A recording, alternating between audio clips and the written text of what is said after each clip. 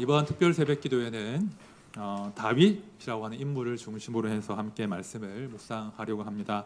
아시는 대로 다윗은 돌멩이 하나로 골리앗을 쓰러뜨리고 이략 스타가 된 인물이죠. 민족의 영웅이 된 사람이 바로 다윗입니다.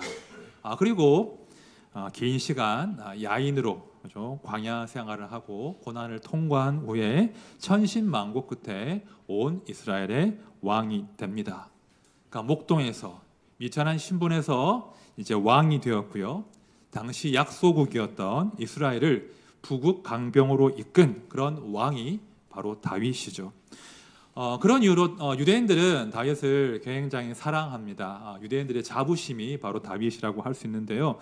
지금도 그렇습니다. 이스라엘의 국기를 제가 보여드릴 텐데요. 저 국기의 가운데 위치하고 있는 저 별이 누구의 별이라고 하죠? 다윗의 별이라고 부르지 않습니까? 이스라엘 사람들에게 다윗은 이제 나라를 대표할 만한 자부심이고 영웅이죠. 자, 그러나 하나님의 말씀은 성경은 결코 다윗을 영웅으로 그리지 않는다는 거예요. 마태복음 1장을 보시면 예수 그리스도를 다윗의 자손이라고 소개하는데요. 6절에 보면 뜻밖의 이런 내용이 등장한다는 거예요.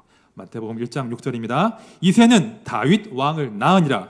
다윗은 우리아의 아내에게서 솔로몬을 낳고라고 성경은 기록하고 있습니다. 자, 성경은 충격적이게도 다윗이 우리아의 아내를 통해서 후사를 보았다라고 한다는 거예요. 자, 우리아라는 인물은요, 하찮은 사람이 아니에요. 다윗의 충성스러운 부하입니다.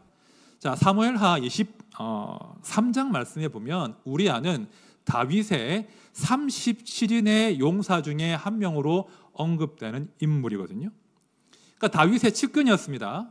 다윗이 공궁할 때, 곤경에 처했을 때 다윗의 곁을 지켰던 사람이고, 다윗을 도와서 어찌 보면 이스라엘을 건국한 개국 공신이 바로 우리아입니다.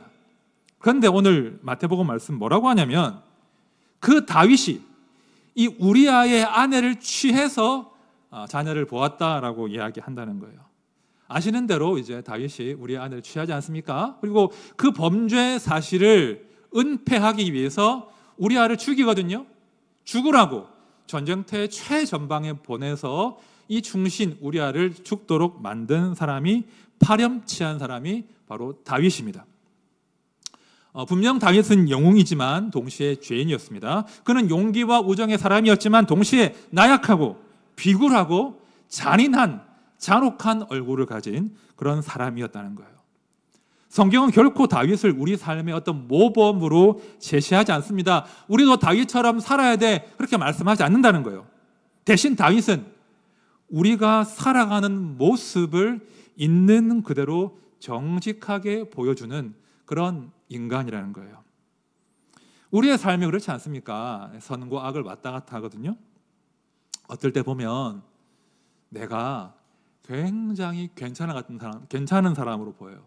내가 이 정도면 막 괜찮구나. 내가 이 정도면 선한 사람이네. 그런 마음이 들 때가 있죠. 갑자기 그죠? 자기에 대해서 자부심이 생길 때가 있죠. 그렇죠? 그런데 어떨 때는 내가 한없이 하찮고 옹색하고 옹졸하고 더럽구나, 이런 마음이 들 때가 있습니다. 너 진짜 죄인이다. 너 진짜 몹쓸 인간이구나. 그런 마음이 들 때가 있죠. 그러니까 우리의 삶이 정직하게 보면 이렇게 선과 악을 왔다 갔다 하는 그런 흔들리는 존재라는 거예요. 다윗이 그런 인물이었다는 거예요. 그런 이유로 저는 다윗이라는 인물에 더 정이 갑니다. 저는 이번에 특별 새벽 기도회를 통해서 좀 정직하게 우리의 그 연약함들을 좀 인정하고 살피는 그런 시간을 가지면 좋을 것 같아요. 우리는요, 우리 자신을 믿을 수가 없어요. 믿으시면 안 됩니다. 성도는 자기 자신을 믿는 사람이 아니에요. 성도는 우리의 목자이신 예수 그리스도를 믿는 사람이 바로 성도라는 거예요. 그렇죠? 나는 너무나 믿을 수 없는 존재이나 이런 나를 우리 주께서 목자가 되셔서 끝까지 사랑과 긍휼로 이끌어 가시는구나. 이 소중한 진리 앞에 우리가 다시 서야 한다는 거죠. 오늘 말씀을 통해서 우리가 그렇게 우리네 삶을 목자에게, 우리의 목자에게 다시 한번 의탁하는 그런 복을 누리시기를 축원드립니다. 이제 한번 말씀으로 들어가 봅시다. 자, 다윗이 마침내 온 이스라엘의 왕이 됩니다. 자, 그동안 이스라엘은 물론 사울이 통치했지만 기본적으로 이스라엘은 부족 연맹 국가예요. 그런데 이제 다윗 시대에 중앙 집권적인 전제 군주가, 통일 왕국의 군주가 지금 탄생하는 겁니다. 자, 3절 말씀 다 같이 봅시다. 3절 시작. 이에 이스라엘 모든 장로가 헤브론에 이르러 왕에게 나아오매. 왕이 헤브론에서 여호와 앞에 그들과 언약을 맺음에 그들이 다윗에게 기름을 부어 이스라엘 왕으로 삼으니라. 자, 이스라엘의 모든 장로가, 그러니까 모든 지파의 대표자들이 다윗에게 나옵니다. 그리고 그들이 스스로 자원하여 다윗에게 왕이 되어 달라고 하죠. 다윗 스스로 요청한 것이 아닙니다. 이스라엘 장로들이 자발적으로 나와서 우리의 왕이 되어 주십시오 라고 하자 다윗과 그들이 언약을 체결하고 이스라엘 장로들이 다윗에게 기름을 부어서 이제 명실상부 통일 이스라엘의 왕이 되는 아주 감격스러운 장면인 거예요. 4절을 보시면 이제 다윗이 30세의 왕위에 올랐다 이렇게 말씀에 기록되어 있는데요. 4절에서의 왕위는 유다 족속의 왕이 된 걸 의미하는 거예요. 그렇죠? 그리고 유다의 왕이 된 다음에 7년 반이 더 흐른 뒤에, 그러니까 다윗이 37사가 되었을 때 마침내 온 이스라엘의 왕이 된 것입니다. 다윗이요, 이 왕이 되기까지 굉장히 긴 시간이 걸렸거든요. 여러분 아실 겁니다. 다윗은 인생을 살면서 무려 3번이나 기름 부음을 받은 사람이에요. 그러니까 왕 중에 이런 왕이 없는데 다윗은 무려 3번이나 왕으로 기름 부음을 받은 사람인데요. 오늘 본문에서 37세에 온 이스라엘의 왕으로 기름 부음 받았죠. 앞으로 가면 사무엘하 2장에 30세에 유다의 왕으로 기름 부음 받습니다. 더 앞으로 가면 사무엘상 16장에서 어릴 때, 양을 칠 때 사무엘이 다윗에게 기름을 붓는다는 거예요. 여러분, 그 사무엘이 다윗에게 기름을 부을 때 다윗이 몇 살쯤이었을까요? 추정해 볼 수 있는데 아마도 15세에서 17세 사이였을 것이라 우리가 추정할 수 있다는 거예요. 그러니까 계산을 해보면 17세에 기름 부음 받았다고 하면 몇 년 걸린 거예요? 최소 20년 맞죠? 맞죠? 네. 20년 만에 다윗이 왕이 된 거예요. 그러니까 처음 왕의 소명을 받고 무려 20년 세월을 통과하여 왕이 된 것이죠. 저는 오늘 말씀 가운데 이 20년의 시간에 한번 주목을 해보고 싶은 거예요. 20년 동안 어떤 일이 있었나? 제가 목회자로 소명을 명확하게 받은 것은 만 24세 때였습니다. 그리고 담임 목사가 된 것은 만 46세입니다. 22년입니다. 비슷하게 맞아떨어지죠? 20년 정도 걸린 거예요. 저도 20년 세월, 여러분 뭐 다 인생을 더 많이 살아보셨겠지만 결코 만만치 않은 세월이었을 거예요. 이었습니다. 그러니까 부르심이 확실했기 때문에 저는 그 시간들이 더 힘들었던 것 같습니다. 내가 과연 목회자가 될 자격이 있는 건가? 내가 뭔가 착각을 했나? 하나님은 잘못 부르셨나? 저의 자격에 대한 의심들을 20년간 늘 씨름을 해오게 되죠. 그리고 하나님 나 부르신 건 맞는 것 같은데 현실은 왜 이렇지? 부르심과 그 이상과 현실이 부조화 때문에 또 고뇌하는 거죠. 왜 현실은 다르지? 부르심과 다르지? 그리고 하나님이 이왕 부르셨으면 마음껏 목회할 수 있도록 좀 꿈을 펼칠 수 있도록 좀 판을 좀 크게 벌려주시지 왜 안 벌려주시지? 뭐 이런 거. 왜 제대로 된 기회를 안 주시지? 뭐 이런 시간들을 저는 20년 정도 보냈던 것 같습니다. 사실 다윗이 보낸 20년 세월은 감히 저랑 비교할 수 없는 것이죠. 엄청난 인고의 세월을 다윗은 보냈습니다. 비교할 수 없는 고난과 슬픔과 비굴함과 질문, 그야말로 영욕의 세월을 다윗은 통과해 왔다는 거예요.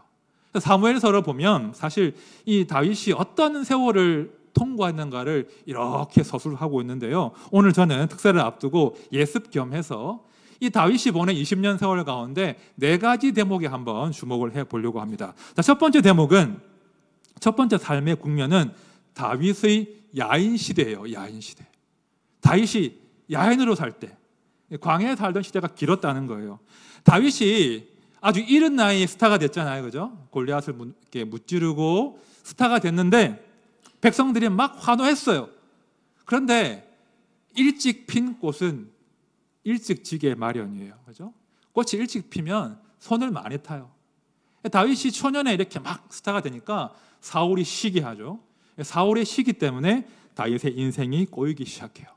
그래서 사무엘상 21장에 보면 다윗이 쫓기다가 어디까지 가냐면 블레셋의 가드라고 하는 지방으로 망명을 가게 되는 거예요. 그럼 블레셋의 가드라는 지명 혹시 익숙하지 않으십니까? 익숙한 지명 아닙니까? 누구의 고향이죠? 다윗을 스타로 만들었던 그 골리앗의 고향이 가드예요. 그러니까 다윗이 얼마나 공공했으면 내가 죽인 그 원수의 땅으로 가서 자기의 그 목숨을 의탁하는 그런 상황이 된 거죠. 사실 가드의 신하들이, 가드의 왕이 다윗을 좋아할 리가 없잖아요. 언제 배신할지 모르니까. 그래서 이제 다윗을 좀 제거해야 될 거 아니냐, 그런 말들을 하는데 그 말을 다윗이 듣고는 너무 두려우니까 어떻게 하는지 아십니까? 미친 채 한다는 거예요. 자, 사무엘상 21장 12절 13절 말씀 같이 봅시다. 시작. 다윗이 이 말을 그의 마음에 두고 가드왕 아기스를 심히 두려워하여 그들 앞에서 그의 행동을 변하여 미친 채하고 대문짝에 그적거리며 침을 수염에 흘리며 가드왕 아기스를 심히 두려워했대요. 그 거대한 골리앗 앞에서도 쫄지 않았던 다윗이 이제는 죽을까 봐 무서운 거예요. 그래서 무서워서 살기 위해서 미친 채 하는 거예요. 침을 질질 흘린단 말입니다. 저는요, 이런 거 상상할 수 없어요. 내가 왕이 될 제목인데, 내가 왕이 될 상인데, 내가 왕제인데 살아남기 위해서 철저하게 비굴해져야 되는 거예요. 다윗이 얼마나 비통했겠습니까? 그렇죠? 그러니까 다윗의 소명과 이상과 현실의 갭이 너무나 큰 거예요. 내가 왕이 될 사람인데 내가 생명 부지하겠다고 미친 척을 해야 되는구나. 다윗이 그런 삶을 살았다는 거예요. 그죠? 내가 이럴 사람이 아닌데, 내가 이러면 안 되는 건데 이 치욕을 내가 감당해야 되나. 다윗은 살기 위해서 야인으로, 심지어 광인의 행태를 하며 그 시간들을 보냈다는 거예요. 자, 그런가 하면 이제 두 번째 국면인데요. 두 번째 장면인데요. 이 두 번째 장면은 다윗이 사울을 피해 도망 다니다가 사실 사울을 2번이나 죽일 기회가 있었거든요. 그런데 그때 다윗이 어떻게 하는지 아십니까? 자, 사무엘상 24장 4절부터 6절까지 말씀 잘 읽어볼게요. 사울을 죽일 수 있는 기회가 온 거예요. 자, 어떻게 하나?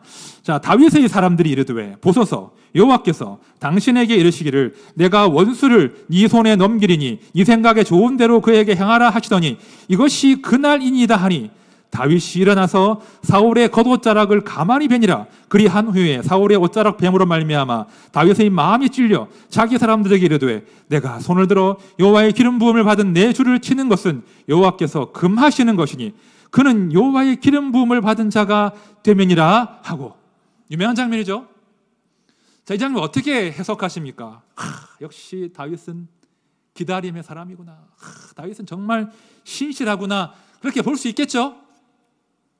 그런데 여러분, 조금만 관점을 달리 보자고요.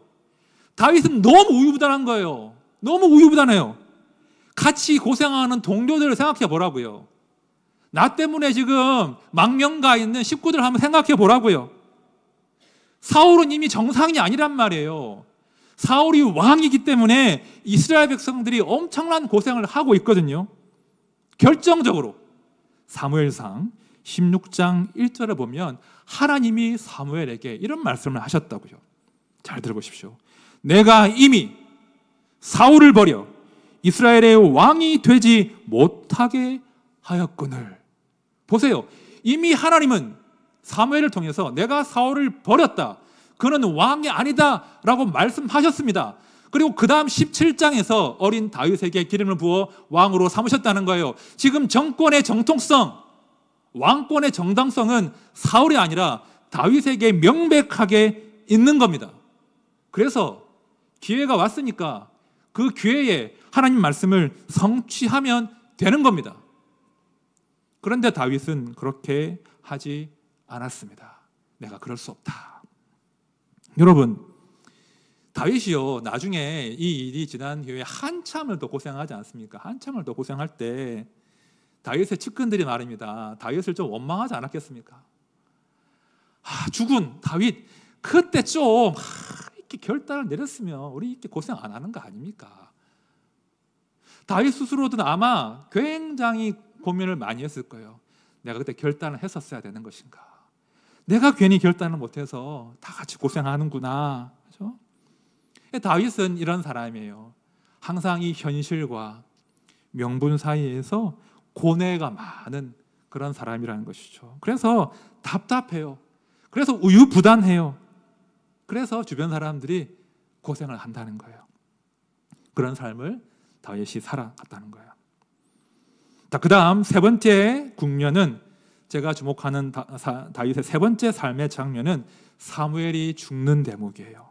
자, 24장에서 사울을 살려주었죠. 기회를 놓친 거예요. 그 다음 25장에서 사울이 아니라 사무엘이 죽습니다. 자, 사무엘상 25장 1절 말씀 우리 같이 읽어보겠습니다. 시작. 사무엘이 죽음에 온 이스라엘 무리가 모여 그를 두고 슬피 울며 라마 그의 집에서 그를 장사한지라. 다윗이 일어나 바란 광야로 내려가니라. 사무엘이 누구예요? 다윗에게 왕의 소명을 준 사람이에요. 근데 사무엘은 다윗이 왕 되는 것 보지 못하고 생을 마감해요. 여전히 다윗은 바란 광야에 있대요. 여전히 왕이 되지 못했다는 거예요. 자, 이 장면은 사실은 굉장히 비통하고 마음이 아픈 장면인 겁니다. 여러분, 다윗에게 사무엘이 어떤 존재였겠습니까? 혹은 사무엘에게 다윗은 어떤 사람이었을까요? 아마 사무엘은 다윗에게 친아버지 그 이상이었을 거예요. 성경을 보면 그 다윗의 친아버지가 이새라는 인물이잖아요. 근데 이새는 성경을 이렇게 보면 막내 아들을 그렇게 막 이렇게 귀하게 본 것 같지는 않아요. 뭐 추정을 해보면 아들이 아주 많았으니까 아들 됐는데 딸이 놀고 아들이니까 별로 안 좋아. 그럴 수도 있겠죠. 아니면 뭐 일설에 따르면 다윗은 뭐 첩의 소생이다 이런 말도 있거든요. 그러니까 이새에게 다윗은 그렇게 뭐 이렇게 애절한 아들이 아니란 말이에요. 그런데 사무엘에게는 그렇지 않았다는 거예요. 사울에 대한 실망이 컸던 만큼 다윗에 대한 기대가 커지는 거예요. 아마 다윗을 위해서 사무엘은 기도하고 또 기도했을 거예요. 주님, 저 다윗이 신실한 왕 되게 해주십시오. 저 다윗이 선한 왕 되게 해주십시오. 사울에게 쫓길 때는 주님, 다윗이 죽지 않고 살기만 해주십시오. 아마 사무엘은 다윗을 위해서 밤을 새워 기도한 날이 많았을 거예요.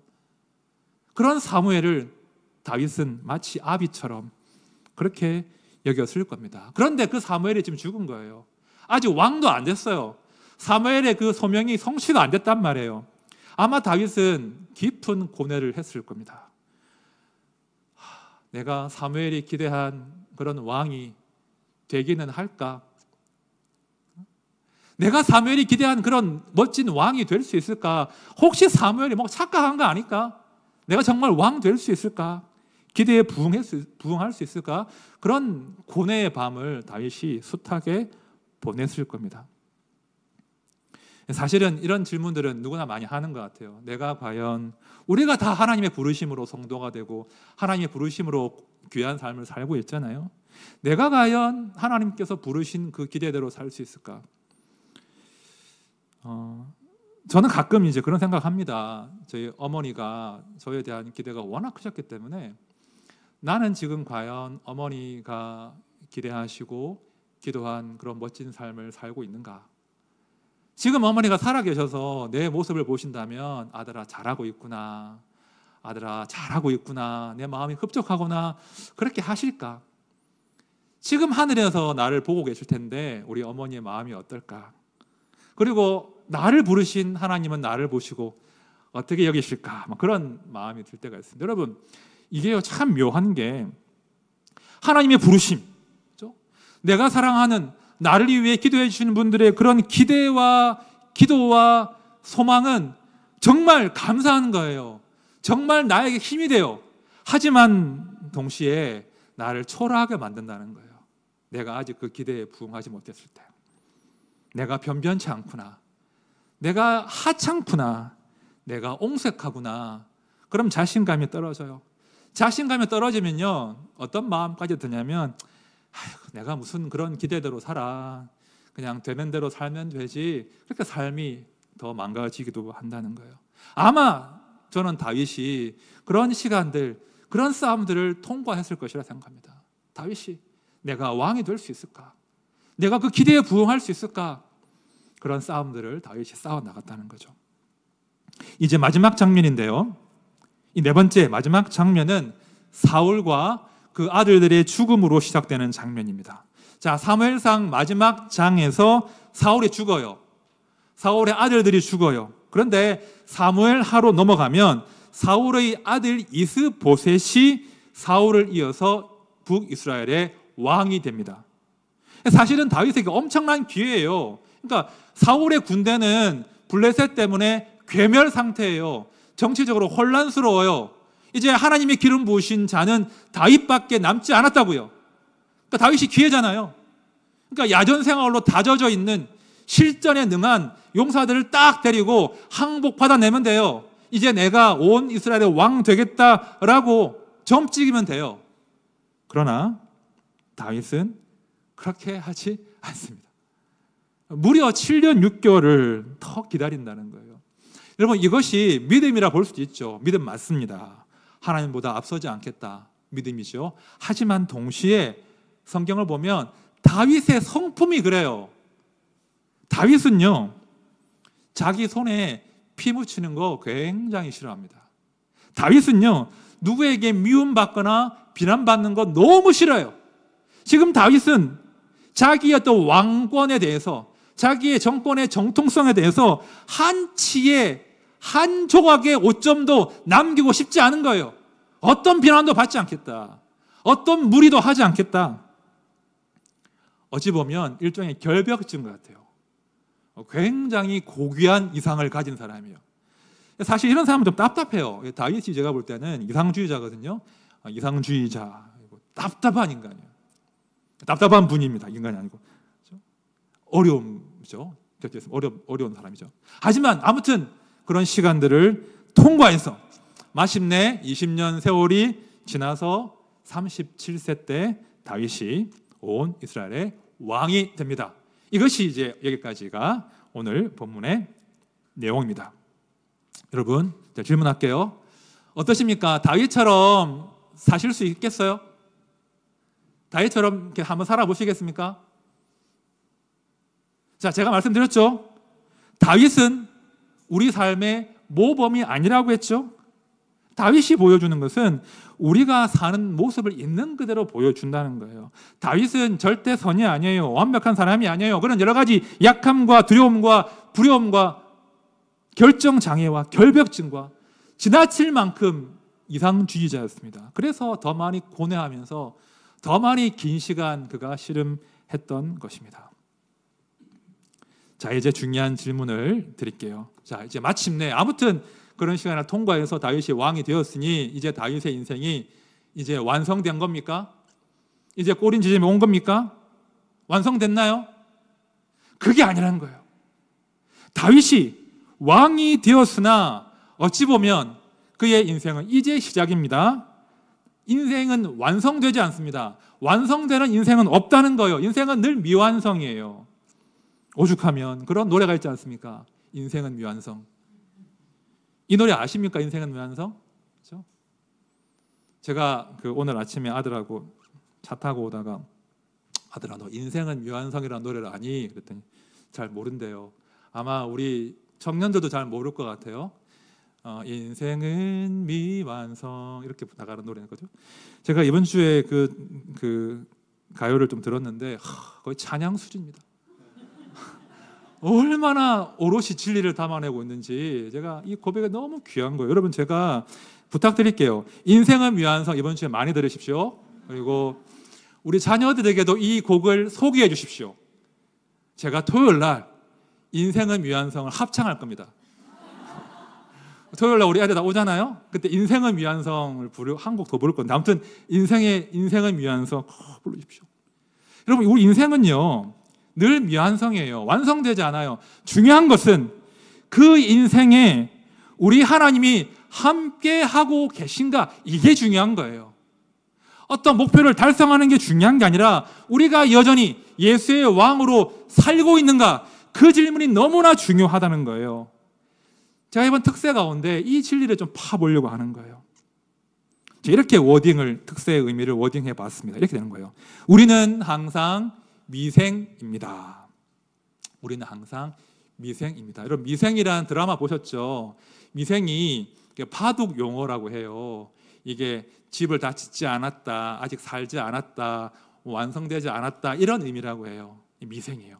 우리는 미생이에요. 그러나 미생이지만 우리의 목자께서 우리와 함께 하시기 때문에 우리에게 소망이 있는 거예요. 이 진리를 성도가 깊이 파고들어서 깨달아야 한다는 거예요.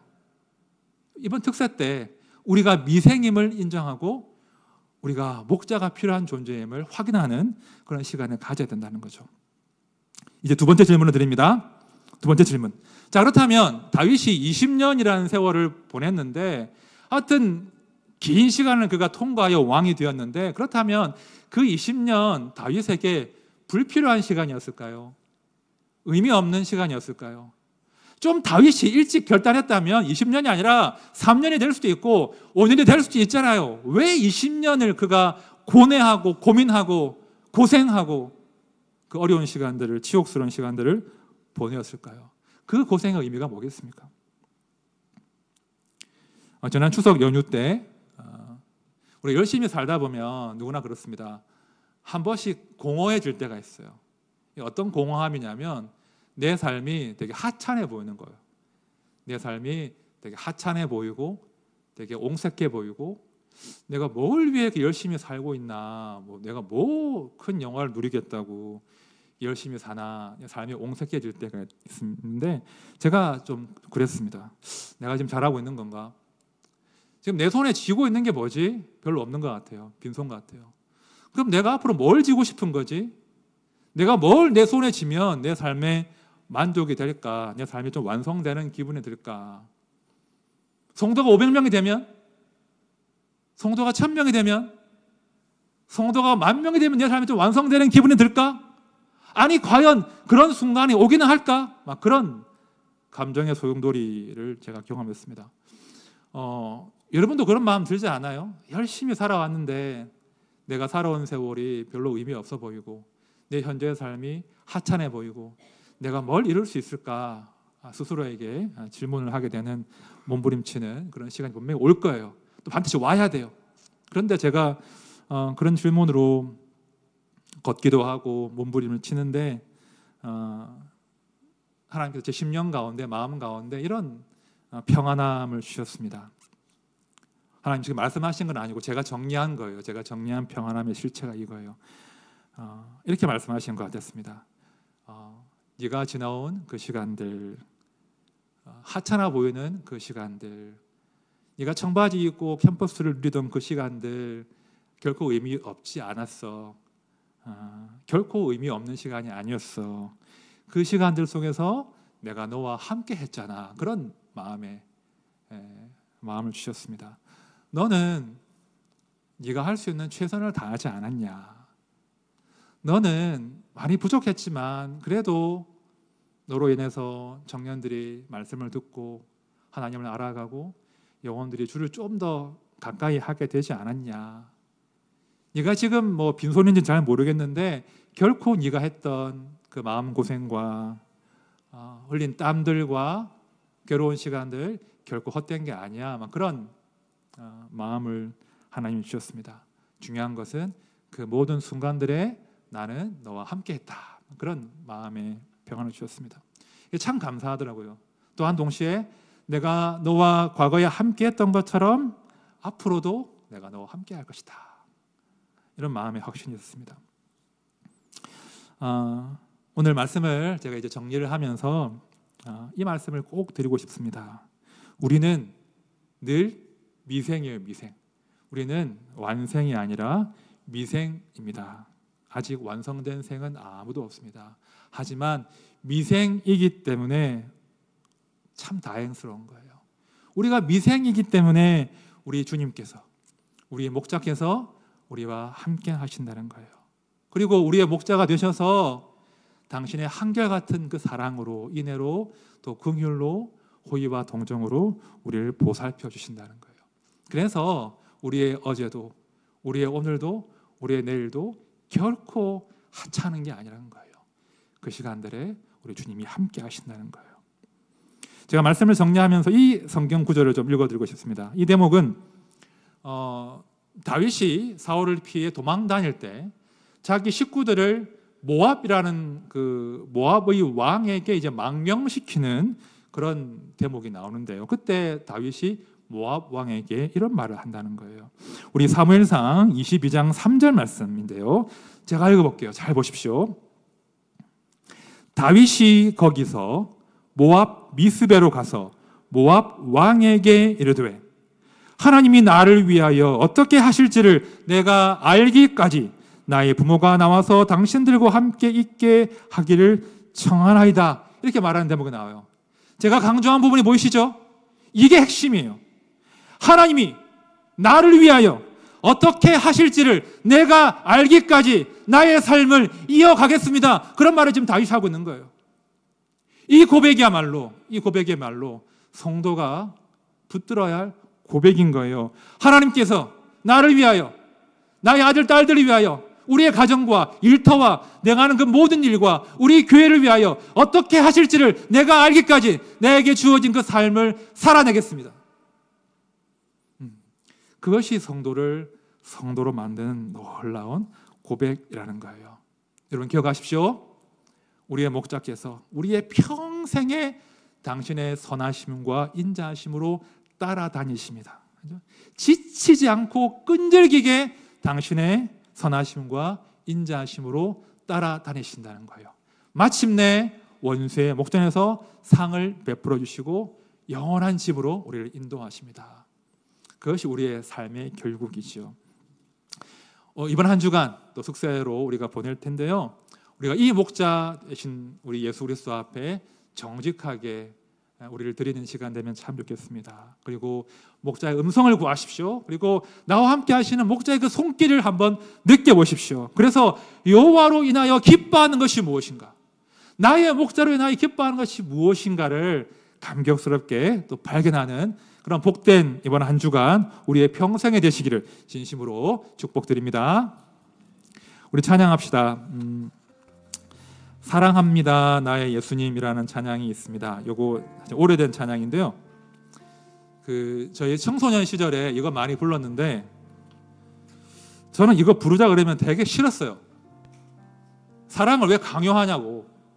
사랑합니다 나의 예수님. 좀 별로 감정도 안 생기고 뭐 사랑하지도 않는데 왜 하나님 사랑한다고, 예수님 사랑한다고 사랑의 고백을 강요하는 찬양을 부르게 하냐고. 마음에 들지 않아. 그리고 이제 입술은 달싹거리지만 잘 부르지 않았던 그런 찬양이죠. 근데 아십니까? 이 찬양에는 이렇게 위대한 반전이 숨어 있잖아요. 우리가 사랑합니다 그런 고백을 하지만 하나님 뭐라고 그러시냐면 아니야, 너희가 나를 사랑하는 게 아니고 내가 너를 사랑하는 거야. 내가 너를 사랑하는 거야. 이렇게 말씀을 하시는 그런 찬양이고 놀라운 이야기죠.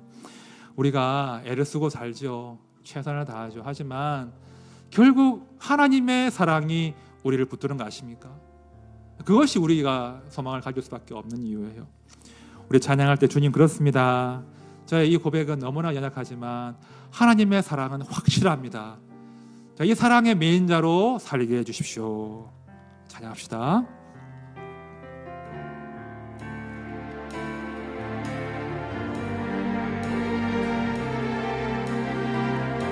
사랑합니다. 사랑합니다. 나의 예수님 사랑합니다. 사랑합니다. 아주 많이요 사랑합니다. 사랑합니다. 나의 예수님 사랑합니다. 그것뿐이에요. 우리 한 번 더 고백할까요? 사랑합니다. 사랑합니다. 나의 예수님 사랑합니다. 아주 많이요 사랑합니다. 나의 예수님 사랑합니다. 그것뿐이에요. 사랑한다 아들아. 사랑한다 아들아. 내가 너를 잘 아노라. 사랑한다 내 딸아. 사랑한다 내 딸아. 내게 축복 더하노라. 내게 축복 더하. 우리 처음부터 한 번 더 고백합시다. 사랑합니다.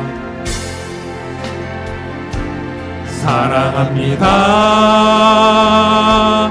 나의 예수님 사랑합니다. 아주 많이요 사랑합니다. 아이 많이요 사랑합니다. 나의 예수님 사랑합니다. 우리 주님의 음성을 들어보십시오. 사랑한다 내 딸아. 사랑한다 내 딸아. 내가 너를 잘 아노라.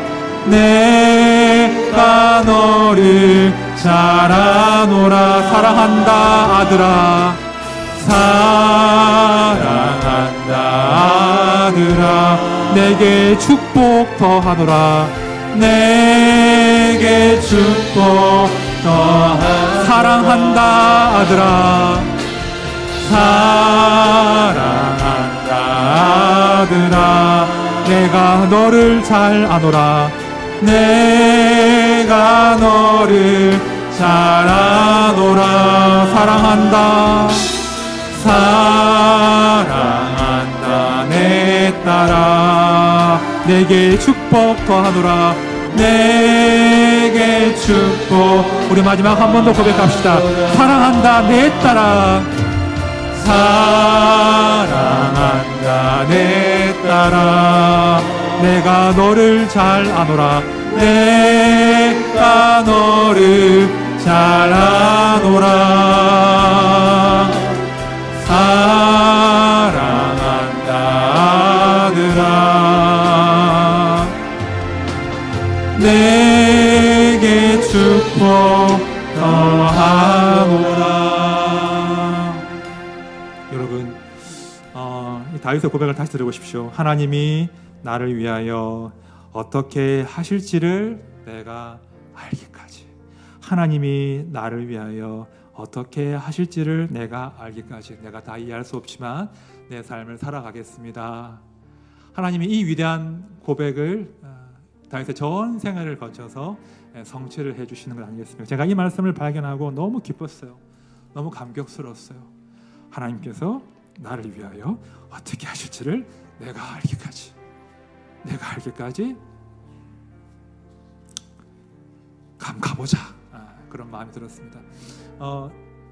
지난 목요일 날 우리 아이가 큰일은 아니고요. 우리 아픈 아이가 2박 3일간 병원에 입원을 하게 됐습니다. 좀 검사를 할 일이 있어서 2박 3일 입원을 하게 됐는데 뭐 큰 검사는 아니고 뭐 어려운 일은 아니지만 또 다시 이 아이가 바늘에 찔리고 또 조직을 떼어내고 해야 되겠구나 싶으니까 제가 마음이 편치 않았습니다. 그래서 목요일 날 이른 아침에 일어나서 아이가 누워있는 침대로 가보았습니다. 아이가 너무 예쁘게 고나게 잠들어 있었습니다. 제가